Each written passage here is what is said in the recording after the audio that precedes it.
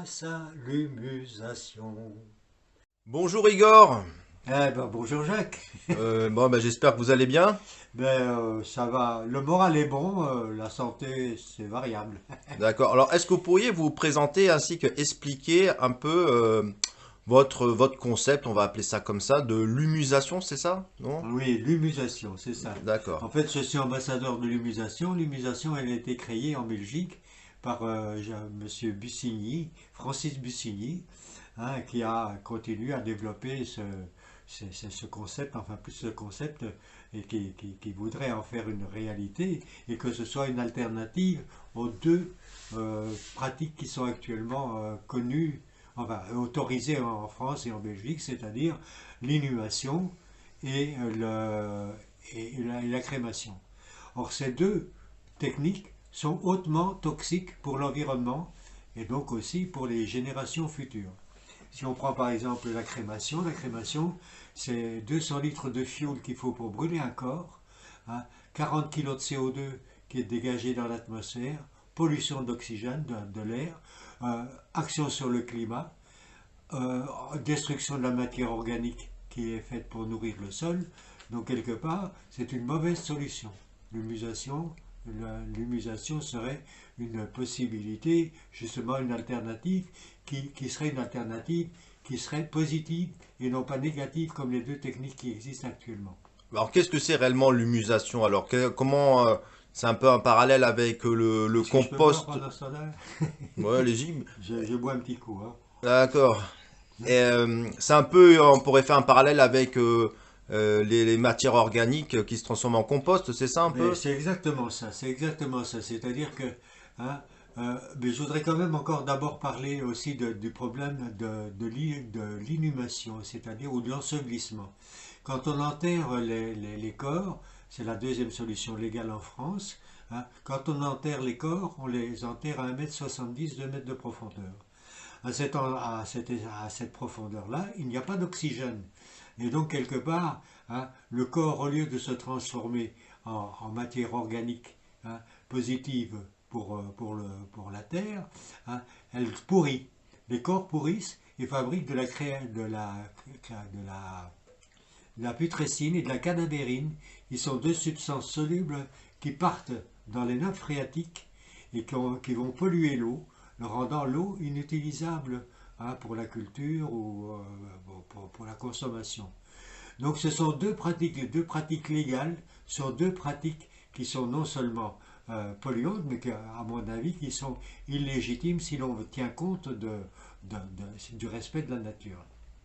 Par contre, comme tu m'as demandé au niveau de l'humusation, mais l'humusation, c'est en fait reproduire ce qui se passe dans la nature.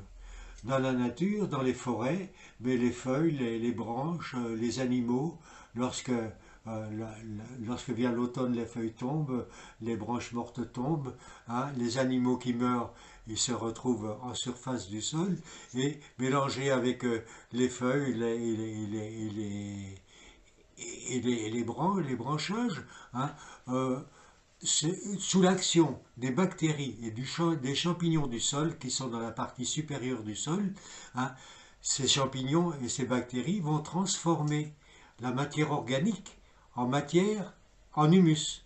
L'humus qui est la matière qui donne la vie à la terre, qui rend notre terre nourricière. Parce que la terre à l'origine, elle est minérale. Et progressivement, elle s'est transformée avec l'apparition justement de la vie d'abord minérale et animale sur Terre, hein, elle s'est transformée dans une matière qui est nourricière. Nourricière, c'est-à-dire que hein, les plantes se nourrissent, par exemple, la plante se nourrit d'eau, hein, se nourrit de matière organique, de manière minérale, pardon, de matières minérales qui sont solubles dans l'eau. Hein. À travers la sève, ça va monter par exemple dans un arbre. Hein.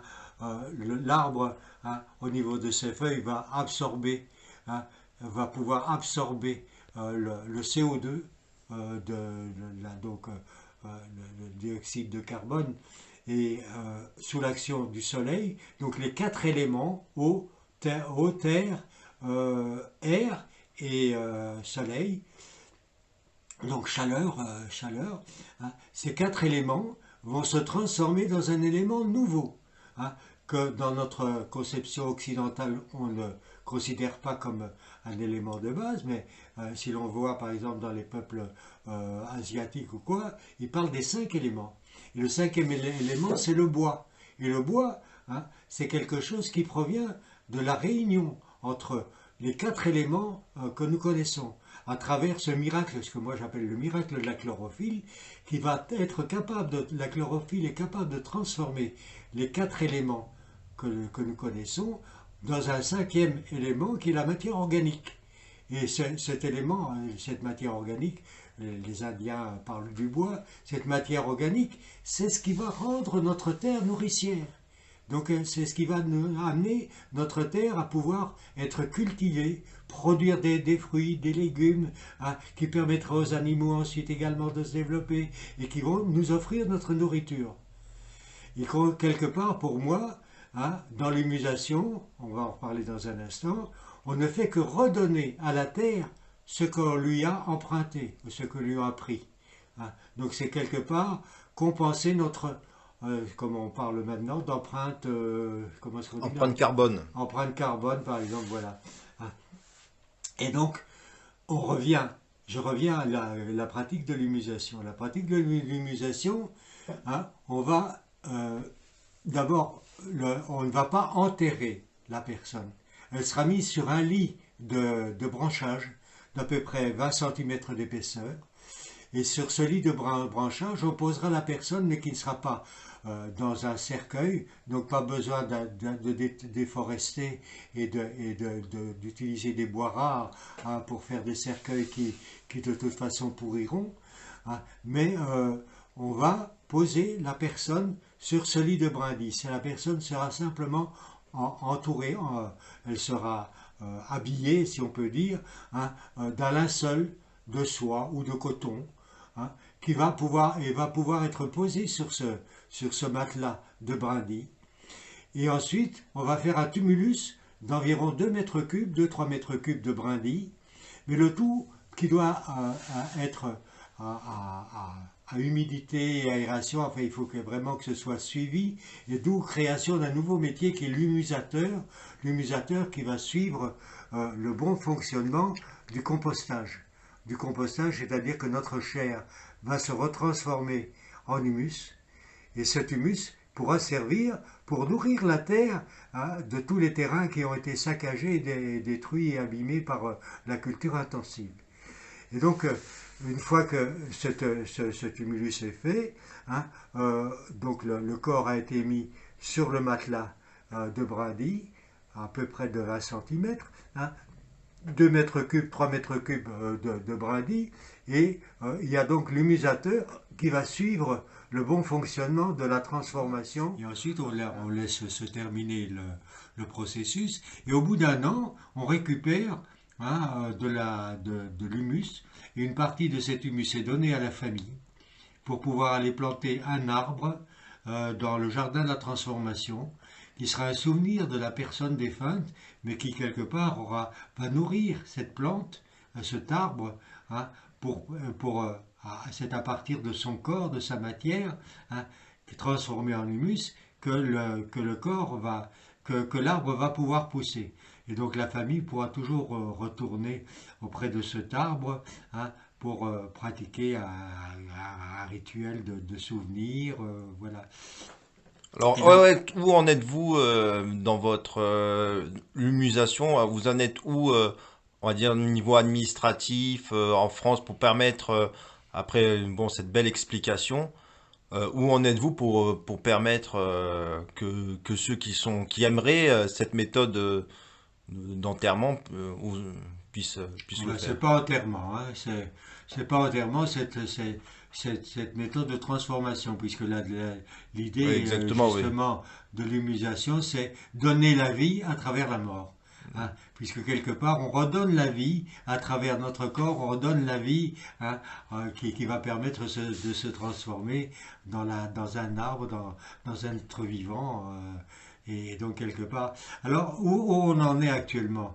Au point de vue légal, ben, il n'y a que deux formes qui sont autorisées en France, qui sont l'humusation et également, pardon, je m'excuse, L'inhumation et... l'inhumation et la crémation. Donc deux formes qui sont complètement toxiques pour l'environnement. Ouais. Alors qu'en réalité, la seule méthode serait légitime et qui se base un petit peu sur ce qui se passe dans les forêts, naturellement, les feuilles, les branches, les animaux sont transformés en humus et redonnent la vie à la forêt qui va continuer à pousser et être continuer d'une façon sans arrêt à se développer, ce qui nous donne enfin, nous donne maintenant, malheureusement, il y a fort peu de forêts primaires encore sur Terre, mais elles continuent à vivre, elles n'ont pas de fin. Et donc, pour ce qui en est maintenant au point de vue de la légalité. De la légalité, mais pour l'instant, il n'y a encore que deux formes qui sont admises. Sauf que quelque part, il y a une toute petite amélioration, c'est-à-dire qu'avant, dans la loi, il était marqué que les deux formes donc pour pouvoir enfin en fin de mort, les pratiques funéraires c'était soit l'ensevelissement, soit la crémation. Euh, je pense qu'il s'est rajouté trois petits points. Trois petits points qui semblent, après dans le texte, qui semblent dire qu'on pourrait ouvrir à une alternative. Hein. Et cette alternative, pour l'instant, ben oui, malheureusement, les choses sont très lentes parce qu'il faut se rendre compte qu'il y a beaucoup d'intérêts financiers et que le métier des pompes funèbres, c'est un métier très lucratif pour ceux qui l'utilisent. Alors qu'en réalité, hein, dans la mesure où on n'aurait plus besoin de cercueil en acajou ou en chêne, où on n'aurait plus besoin de poignées en argent ou en cuivre, hein, où on n'aurait plus besoin d'un tas de tralala, et puis aussi surtout, hein, où on n'aurait plus besoin aussi de ce que je n'ai pas parlé, c'est que dans le cas de ces deux techniques telles qu'elles existent en France actuellement, hein, il y a ce qu'on appelle la thanatopraxie. Or, la thanatopraxie, ça vous pompe vos humeurs et votre sang du corps, hein, quand vous êtes mort, pour le remplacer par du formol ou d'autres substances hautement toxiques, hein, qui vont en plus, elles aussi, polluer la terre lorsque votre corps se décomposera. Tout ça pour garder une bonne figure pour les gens qui vont venir vous visiter, Pendant une vous semaine, voir ouais. pendant quelques jours. Ouais. Et donc, quelque part, ça n'a pas beaucoup de sens, alors qu'en réalité, il existe aussi d'autres processus, hein, procédés qui pourraient fonctionner, puisqu'actuellement, on pourrait aussi bien réfrigérer le corps. Il y a des systèmes qui permettent de réfrigérer le corps pour empêcher que la matière organique ne se transforme trop vite si les personnes veulent encore voir la personne défunte. Mais de toute façon, je pense que quoi qu'il en soit, c'est quand même préférable de ne pas qu'on ne nous pompe pas nos humeurs, hein, pour pouvoir être remplacés par des produits chimiques Et on toxiques. retrouve toujours. Voilà, Ouais, ouais, j'avais. il faut pas le recouvrir de terre parce que sinon l'oxygène ne rentre pas, il n'y a pas la transformation aérobique. Hein. Parce que Ouais, ouais, quelque vous, part, la les champignons et les bactéries, ben, elles vivent elles ont besoin d'oxygène. C'est pour ça que même maintenant, par exemple, quand on voit au point de vue de la culture, hein, bien sûr, ce n'est pas la culture industrielle qui, quelque part, détruit complètement les sols, hein, parce qu'il faut comprendre aussi qu'on a une vue très différente de la Terre suivant l'endroit où on vit sur Terre.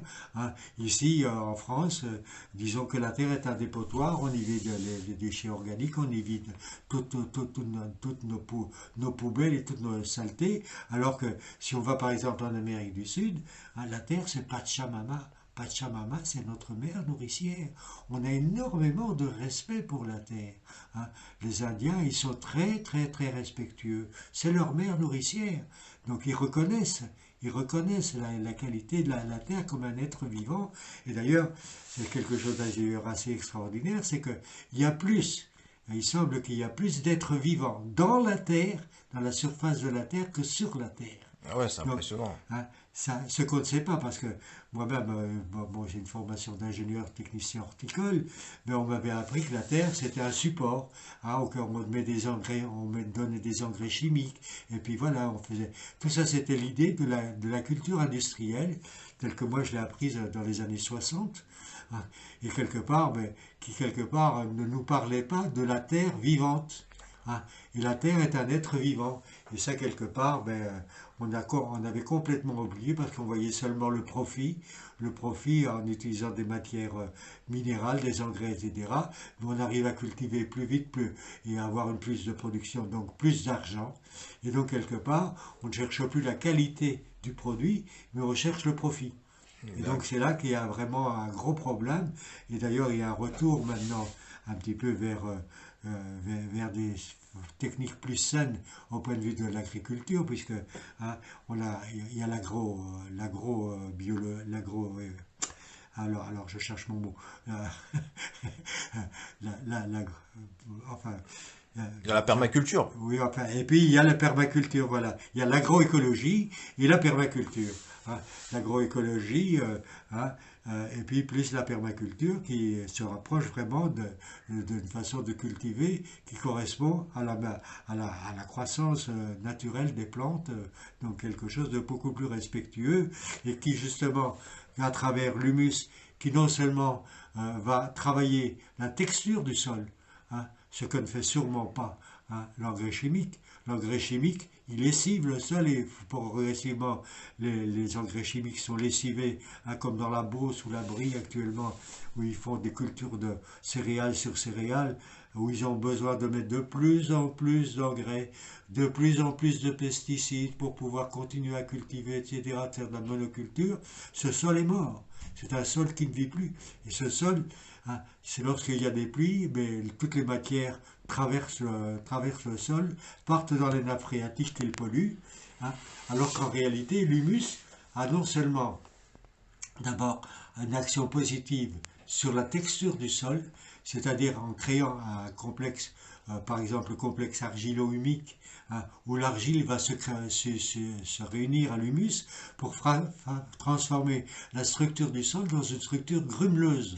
Entre les grumeaux, il y a de la place pour l'air. Or, les racines, elles respirent, donc elles ont besoin de ça. En plus, hein, l'humus, qui a d'une grande capacité de rétention d'eau, hein, va pouvoir retenir l'eau et aussi les engrais minéraux. Alors, les engrais minéraux qui proviennent de la D'accord. transformation de Là, vous nous l'humus. parlez de l'humus normal, on va dire le processus normal, pas. On est d'accord. Mais Puisqu'on a. je parle de l'humus, là je ne parle plus du processus, je parle des qualités de l'humus. Hein. D'accord, ok. Et l'humus a cette Pour qualité au que niveau de ceux la qui suivent texture. la vidéo comprennent, parce que étant donné qu'on n'a pas eu de transition, Oui, vous avez fait un beau d'ailleurs, vous avez bien développé d'ailleurs ce que c'était l'humus, donc c'était pour ça, pour préciser à celles et ceux qui vont voir la vidéo. oui, oui. Voilà, voilà. Mais continuez, continuez. D'ailleurs, juste, Je on peux va. arrêter, je bois un coup. Une Oui. dernière question, donc, comment vous espérez donc être enterré avec ce procédé? Non, Donc, pas enterré, hein. oui, non, excusez-moi le Comme rite, lapsus. comme rite funéraire. Rite Hein. funéraire, voilà. Donc, Voilà. vous espérez avoir ce rite funéraire. Oui. Est-ce que, si c'est pas en France, est-ce que vous pourrez le faire à l'étranger, dans un autre pays, ou vous espérez que d'ici là, en France, on aura pu y arriver, quoi. Ben voilà, je ne sais pas si je mourrai dans 2 jours ou bien dans 2 ans ou dans Ça, 20 personne ne ans, le ça sait. je n'en sais rien, mais, Mm. mais je sais que ces processus pour qu'ils deviennent légaux, ça prend toujours beaucoup de temps. Alors là, c'est important de savoir que euh, pour pouvoir faire avancer les choses, il faut que les lois changent. Et pour changer les lois, ce sont les sénateurs qui changent, qui peuvent proposer de nouvelles lois. Et Député pour aussi. ça, oui, non, mais surtout les sénateurs, enfin députés et sénateurs. Et donc, l'important, c'est déjà de tâcher de convaincre les sénateurs et les députés hein, que c'est important d'ouvrir cette possibilité, que ce soit au moins une troisième possibilité par rapport à ce qui existe. Et en plus, hein, on peut écrire en tant que, moi ce que j'ai fait par exemple en tant qu'individu, j'écris à mon maire en lui disant que à mon décès, je désire être musée. Hein. Bon, euh, je ne sais pas ce que le maire en a fait, mais ce qui est important, c'est que de plus en plus de citoyens écrivent à leur maire et au conseil municipal pour dire que, mais oui, ils désirent être musées, que quelque part, c'est la seule façon qu'ils voient, qui est légitime, hein, et qui fait attention aux générations futures, donc respectueuse de l'environnement et des générations futures.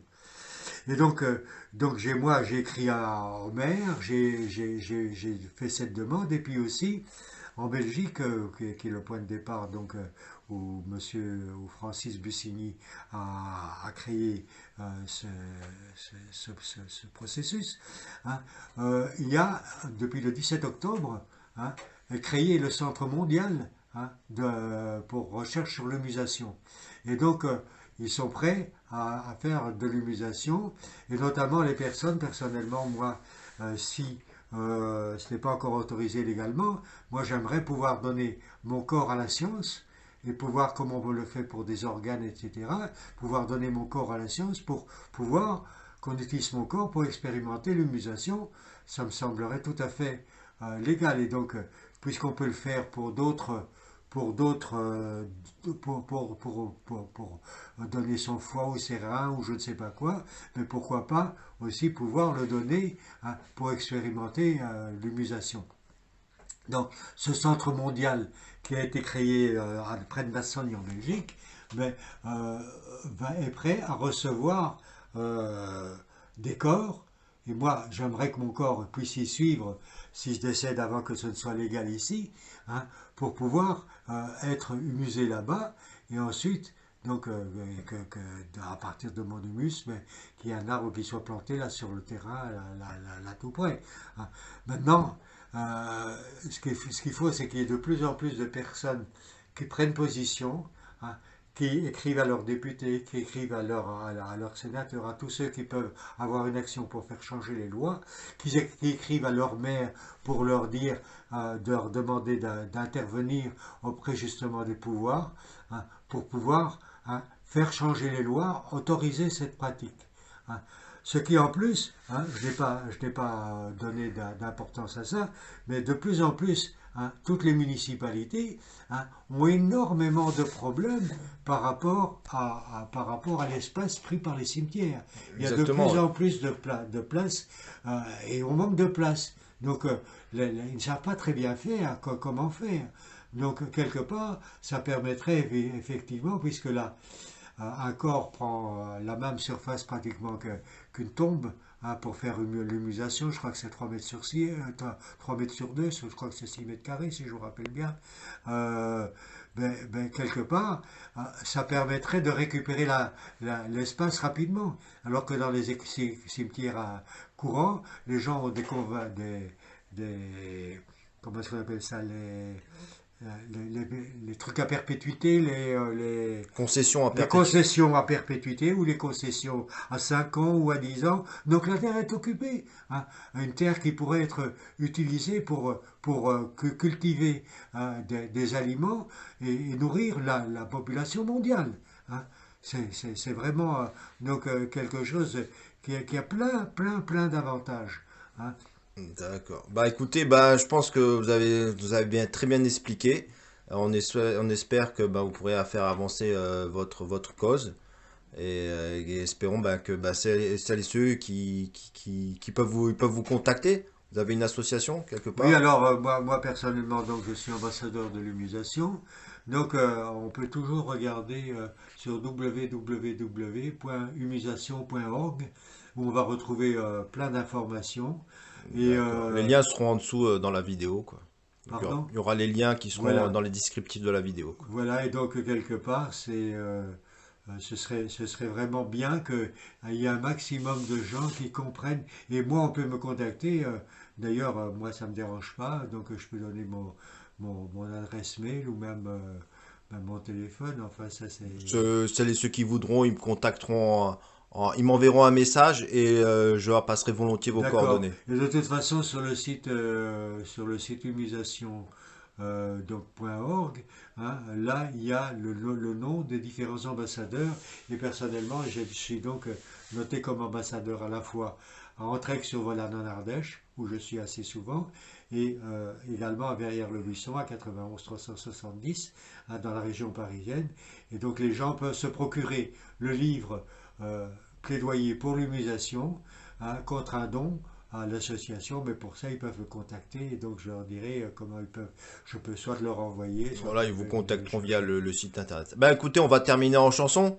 Ah ben voilà. Alors, si vous voulez, je vous chante la chanson, on la refait. Je peux y aller? C'est bon. Plutôt que de pourrir, d'empoisonner la terre par la cadavérine et par la putrécine, plutôt que pourrissement ou empoisonnement, plutôt que crémation libérant CO2, polluant l'atmosphère, perturbant le climat, place à l'humusation. Sur un lit de brindilles, je veux que l'on me pose, dans un linceul de soie, de toile, de lin ou de coton, et qu'ensuite la nature fasse la résurrection. Les bactéries du sol, aussi les champignons, de nos chairs sans vie feront la transformation. Merci l'humusation. Béton énergivore et granit importé, du Brésil, d'Inde, de Chine, voire même d'Afrique du Sud, le caveau funéraire, la dalle surmontant, rend de l'inhumation quatre fois plus polluante que le feu dévorant lors de la crémation. Non à l'inhumation. Coûtant pour nous brûler 200 litres de fioul, 40 kilos de CO2 viennent polluer notre air. Je m'envole en fumée, je pollue l'atmosphère. Action sur le climat détruit la biosphère, à nos enfants ne laisse que pleurs et que misère. Non à la crémation. Venant vitaliser le sol qui m'a nourri, le terreau généré par ma transformation, au bois du souvenir viendra nourrir un arbre. Honorant ma mémoire, lilas, chêne, églantier, pommier, pêcher, prunier, ou tout autre fruitier, vive l'humusation. Lorsque sera venu le temps de quitter mon corps, pour l'avenir de la terre, celui de nos enfants, je veux rendre à ma mère sa richesse nourricière. Ma matière organique au minéral s'unit, par l'humus bienfaisant, ma mort se mute en vie. Gloire à l'humusation.